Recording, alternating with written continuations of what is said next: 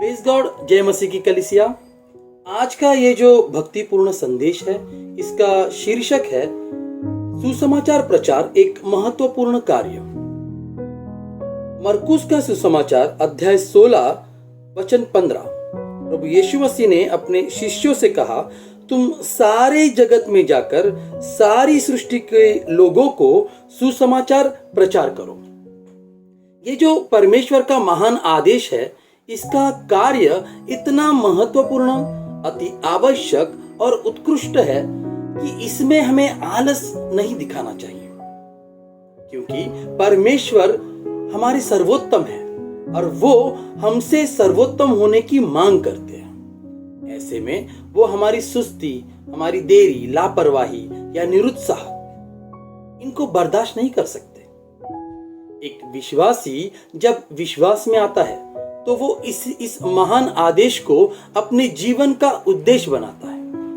मगर सिर्फ उद्देश्य होना काफी नहीं है, इस उद्देश्य को सही तरीके से काम में परिवर्तित करना बहुत जरूरी है। तो आइए हम इस उद्देश्य को पूरा करने के 3 अहम मुद्दे देखते हैं। पहला मुद्दा, जब भी सुसमाचार सुनाने के लिए पवित्र आत्मा आपकी अगुवाई करे, तो वो कोई भी वक्त हो, कोई भी जगह क्यों न हो, आपको इनकार नहीं करना चाहिए। हमें बिना कोई प्रश्न किए उनकी आज्ञा माननी चाहिए।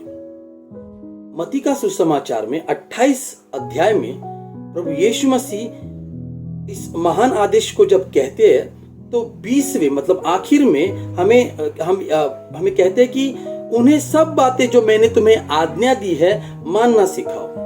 तो अगर हम खुद आज्ञा नहीं मान रहे हैं, तो हम दूसरों को आज्ञा मानने कैसे सिखाएंगे? और यूहन्ना का सुसमाचार 15वां अध्याय 10वां वचन में प्रभु यीशु मसीह कह रहे हैं कि यदि तुम मेरी आज्ञाओं को मानोगे तो मेरे प्रेम में बने रहोगे। आमीन। तो हमें भी इस आज्ञा को मानने के लिए पवित्र आत्मा को अगुवाई करने देनी चाहिए। अब दूसरा मुद्दा, इस कार्य को पूरा करते वक्त विलंब या देरी नहीं करनी चाहिए, लापरवाही नहीं करनी चाहिए। इसे लेकर मैं आपको एक सच्ची घटना बता रहा हूं। सन 1968 के दिसंबर महीने में एक देश है चेकोस्लोवाकिया, वहां एक शहर है प्रेग। इस शहर में एक मसीह नौजवान रहता था और ये मसीह नौजवान सुसमाचार सुनाने का काम करता था। उसी शहर में एक युवा था जिसका नाम था जेन पेलक। ये जेन पेलक व्यक्ति जो था, नौजवान, वो किसी कारण बहुत डिप्रेशन में था। और एक वक्त ऐसे हुआ कि इस मसीह नौजवान ने जेन पेलक को सुसमाचार सुनाया। जब उसने देखा कि इस जेन पेलक में कुछ सुसमाचार सुनाने के बाद कुछ रुचि है, तो उसने क्या किया, उसे नया नियम देने का वादा किया। तो हुआ ऐसे कि पहले तो इस मसीह भाई ने, ये जो मसीह नौजवान था, उसको ये पुस्तक नहीं मिल रही थी। मगर कुछ दिनों बाद जब वो पुस्तक उसे मिली भी, तो वो उसे देने के लिए विलंब करने लगा। उसने लापरवाही बरती। तो हुआ ऐसा आगे कि 16 जनवरी 1969 में, मतलब लगभग 1 महीने के वक्त में, ये जो व्यक्ति है जेन पेलक, उसने सेंट वेंसिलॉज के चौक में वो खड़ा हुआ और उसने अपने आप पर मिट्टी का तेल डालकर आग लगा दी। जेन पेलक उस नया नियम की पुस्तक को नहीं देख पाया जिसको देने का वादा उस मसीह नौजवान ने किया था। इसीलिए इस कार्य को पूरा करते वक्त हमको देरी या विलंब नहीं करना चाहिए, क्योंकि देरी घातक हो सकती है।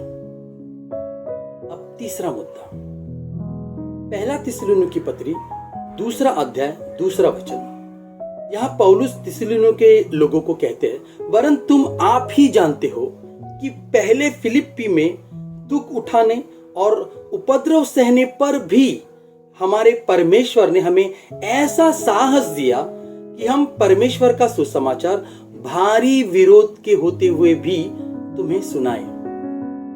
तो अगर हमें सुसमाचार का ये कार्य, सुसमाचार प्रचार का ये कार्य सही तरीके से पूरा करना है, तो पौलुस की तरह सुसमाचार को अपना लक्ष्य बनाना होगा, अपना जुनून बनाना होगा।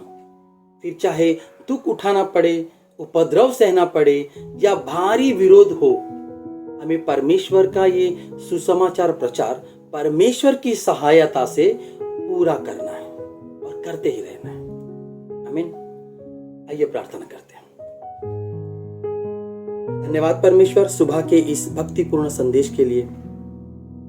पिता, हमें वो भूख दे, वो प्यास दे कि हम इस सुसमाचार को सही तरीके से प्रचार करें और हमेशा इसे सुनाने के लिए तैयार रहें। और हमें वो उत्साह दे पिता कि हम कभी देर या विलंब ना बरते परमेश्वर।